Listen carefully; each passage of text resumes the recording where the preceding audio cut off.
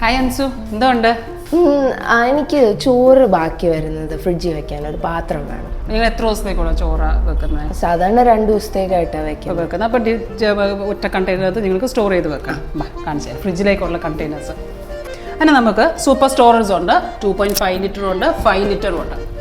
ഈ കണ്ടെയ്നർ എങ്ങനെയുണ്ട്?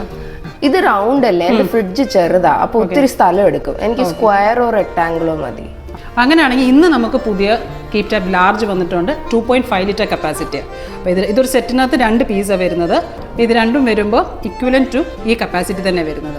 ഇപ്പോൾ അതിന് നല്ലൊരു ഓഫറും ഉണ്ടാകും. Buy 1 get 1 50% ഡിസ്കൗണ്ടാണ്.